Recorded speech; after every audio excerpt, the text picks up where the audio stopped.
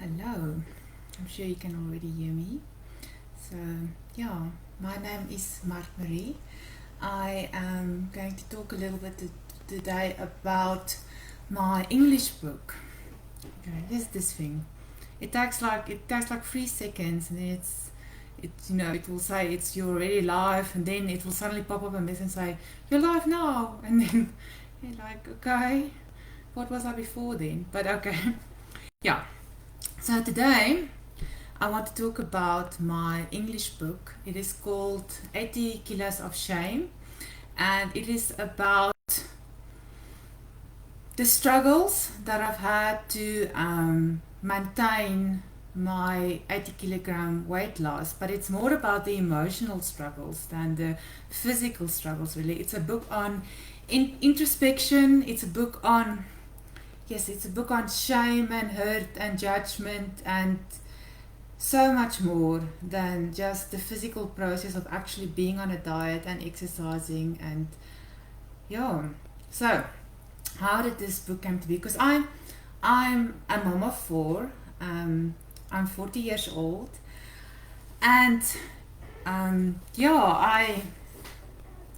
a software engineer. So I do not write books for a living. I write code for a living. So yeah, and code doesn't make that riveting reading. So so this is quite a big shift, or no, not a shift, but quite a big challenge for me to try out writing this book. So yeah, oh goodness, and I'm already umming too much. This week, a friend of mine told me I am too much while talking. So I'm gonna try and do less of that. But yeah, okay. So I've never seen myself as a writer. When I did the editing, because there's two books. There's the English book and the Afrikaans book. So when I was busy with the editing for the Afrikaans book, which came much later in the process, Ronel, the editor that worked with me during that phase, she asked me if I had any letters or any work from when I was still young, because she wanted to read that. And I had none. I remember when I was small, I wrote some small letters and things for my mom.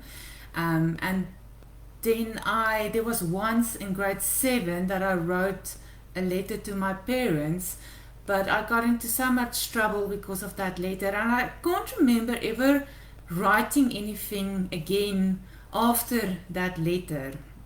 Okay, besides for school assignments and stuff.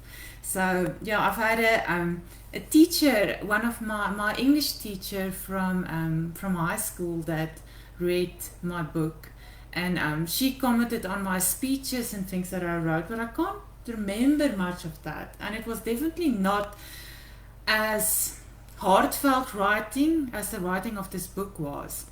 So the book is a lot about my therapy journey, and before I started with therapy, I used to write, when I would post something about my weight loss online, I would write a small little description or a piece for that, but it was nothing significant.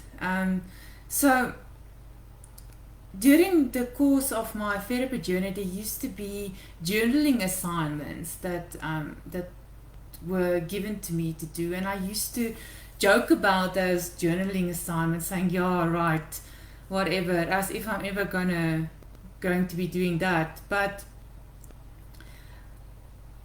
the first time I remember writing something significant was when I wrote that letter to my sister, which is in the book. And yeah, my sister committed suicide.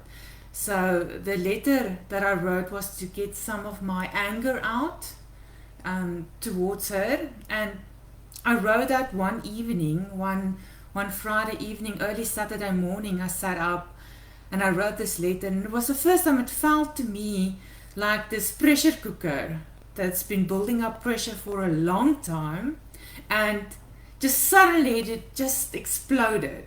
And it was just this all out on this letter that I wrote to her. So yeah, but even that letter I did not share initially. So the first time I remember writing something that I shared was when I started talking to my therapist about my fear of regaining my weight. Now I've lost 80 kilograms, so, and one of the things that I feared was regaining those 80 kilograms. And it was a rather short piece that I wrote on the subject, but in that piece I asked the questions: if you are a person of a normal weight reading this, I'd like to ask you this: how do thin people stay thin? Do you ever consider your diet? Do you ever weigh yourself? And if you do, how often? I come from an overweight family, and all I've ever known is how to be fat. So that was the question I posed in that first little article of mine. Now, all my writing, I'm Afrikaans speaking. Afrikaans is my mother language. So all my writing that I did was in English, mostly because I posted. The only place I shared my writing to initially was our Whaley's Facebook page, and one of the guidelines on that page is to share your work in English, just for purposes of being inclusive, so that everybody could read and understand it. And then later on, when I wrote longer articles, and it started becoming too much to post on Facebook with an image, it just started becoming a difficult read.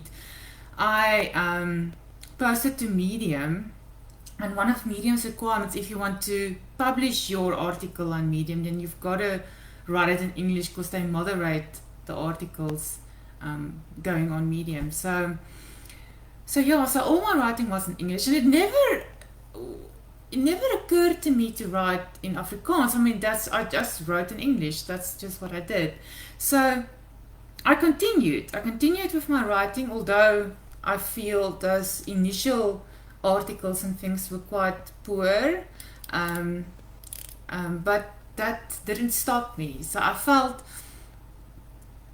it was an outlet for me, the writing, and I sort of figured it out, things out for myself along the way as I was writing. So in December when December last year, not this December last year, there was I have this community group that I would sometimes share some of my videos and postings and articles and things with. Very supportive community group. I mean, of all the Facebook groups that I tried to share to, this one almost always accepted my postings and things. So it was a very supportive group. So I posted my emotional eating video, which was the first video I did on my own Facebook page.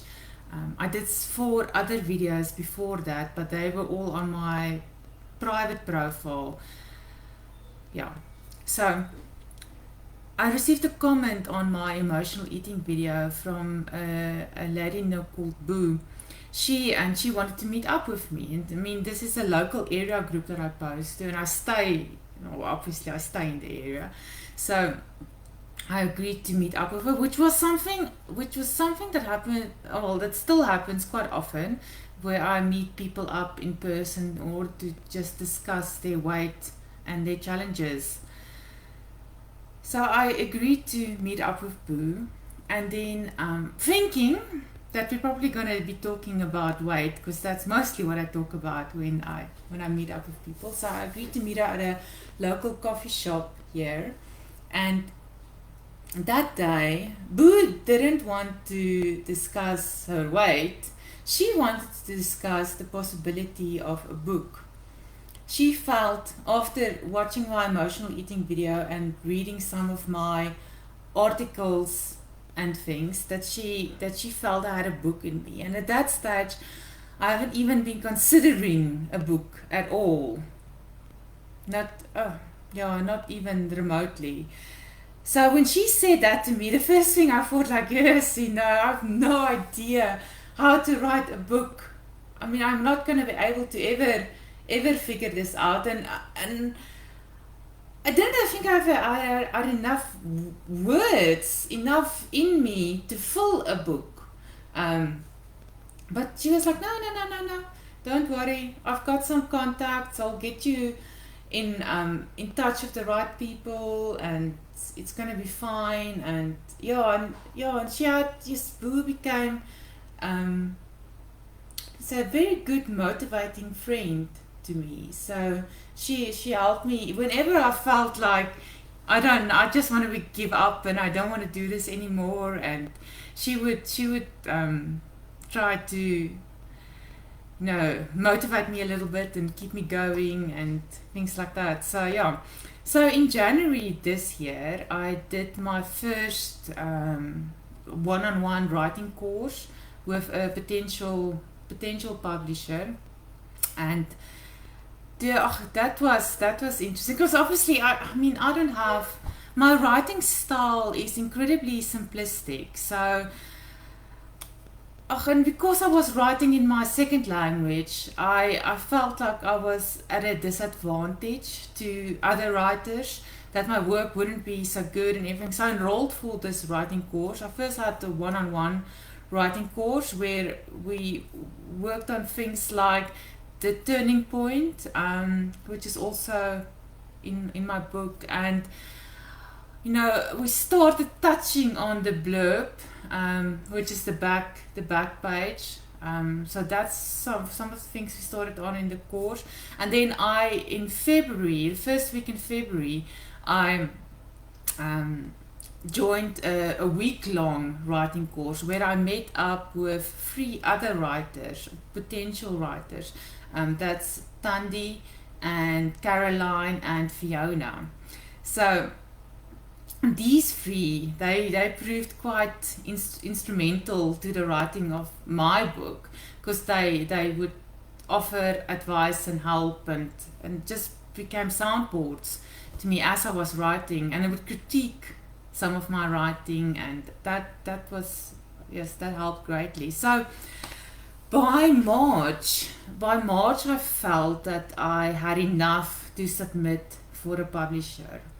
And at that stage, I then asked, actually it was the potential publisher's recommendation that I asked Caroline to help me with the editing, just to get all the biggest language errors and everything out of the way. Well, let me just see if there's no comments or anything yet. Oh my goodness. I hope everyone can hear me, but yeah. Okay. Anyway, so Caroline agreed to read through what I've written up to that point. I was just thankful that I could get to 60,000 words by then, because apparently that was like the magical point for a book, is to get to 60,000 words. So I was just thankful to get to that. And then Caroline helped, and Fiona also read. At that stage, Fiona also had a copy, and she also started looking at it.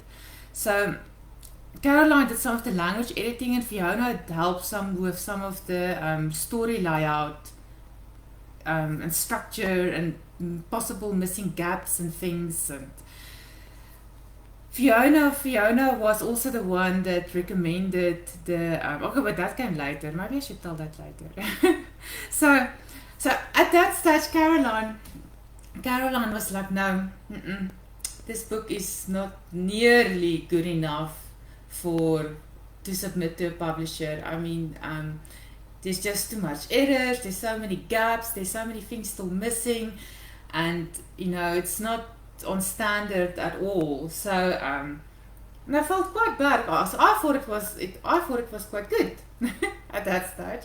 If I go back to it now, then I can see that it's not good at all. But I felt so passionate about the message and what I wanted to share that I felt it was perfect already. So I she suggested then that I rest on the book for a month or so. And I thought, oh my goodness, I want to have this book out on my birthday, which was in May. And obviously that's not going to happen. I mean, we're in March. It's March, April, it's like 2 months. Then I want to have the book out already. And she wanted me to rest on the book for a month. And so I did that. I decided to follow that advice. And somewhere along the line, I just started writing not for the book anymore. So just started writing pieces like Peering Through the Jakkalsdraad, and I wrote the erotic scene during that time, but none of these pieces were meant to actually even go into the book. There's just parts of me digging into other areas of my life, and I wrote a piece on running as well over that time, and oh my goodness, so many of the book completely changed during that month of rest that I wasn't supposed to be fiddling with it. Yeah, and then it is as if the distance that I gave myself during that time gave me so much clarity on what the actual direction is that I wanted to go into. So I could start pulling in some of these new pieces into the work and seeing how that evolved. And and it made the book, I think, much bigger. So when I did the Jakkalsdraad piece, that's when Fiona was like part of this whole story the whole time. That's when Fiona suggested, but she thinks that should be the cover. And I was like, what? She's like, yeah, no, it should be the cover. I was like, okay, now I wanted to have like a whole collage of all my progress photos during my weight loss journey. I wanted to have on the cover. And it's like, no, it should be this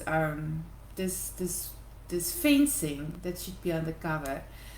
Yeah, and so that ultimately did become the cover image. And I told her when I did the cover that first week, I told her I've decided that I'm gonna make it the cover, and yeah, I think it was a good idea. I like it. So so eventually, after the resting and things on the book, and on my birthday, I decided that I've done enough fiddling with the book. I've sent it to enough people, had enough feedback. I feel comfortable. What's the point of continue fiddling if you can fiddle indefinitely?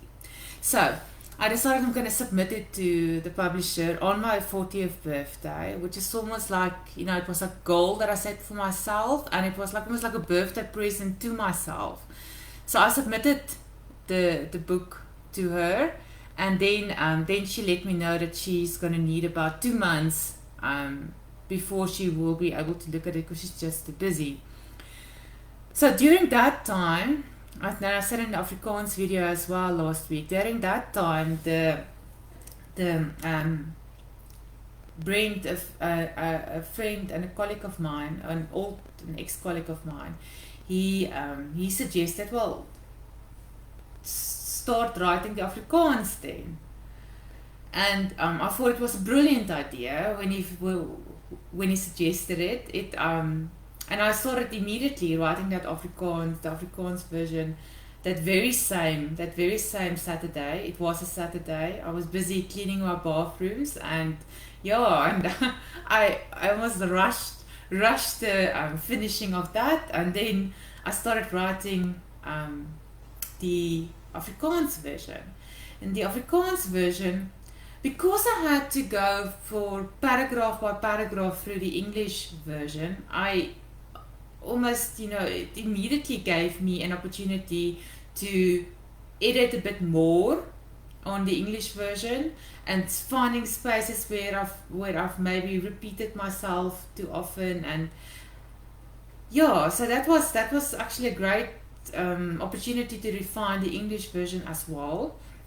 I tried to keep the two in sync as much as possible, but I didn't do a line for line translation into the Afrikaans. I tried to rewrite. Oh, how did I pronounce that?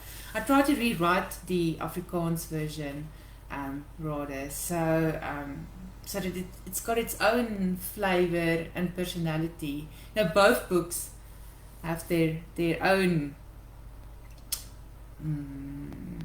character about them. I think that's a good word. So yeah, and then when I told the editor that I'm busy with the Afrikaans version, she's like, well, that's amazing, but we'll have to wait then for the Afrikaans version as well, because we can't just publish the English version first. So I finished the Afrikaans version, and then I sent both of them, both the English and the Afrikaans version, to her. And then of course, a bit more than 2 weeks ago, she let me know that the risk in publishing it is too great. So or whatever the reason was. So then I decided that I'm gonna publish the ebooks for now, and then hopefully later on I will be able to publish hard copies, which will be fantastic. So far, I'm busy working on the PDF for both versions, for both the English and the Afrikaans version. And something I want to include in those versions are sketches like this one. Those who've read the book will know that I talk about this sketch. I talk about it in the book, and this is something I drew right at the start of my therapy journey. It was the first exercise that I got given before I started formal therapy sessions, and we used that sketch right throughout, just tried to scratch things out, wrote on it. It was a working sketch throughout my therapy. So I want to include some of those sketches in the book. If I can, I'm allowed to do that. I think I will be. So we'll see if that's possible.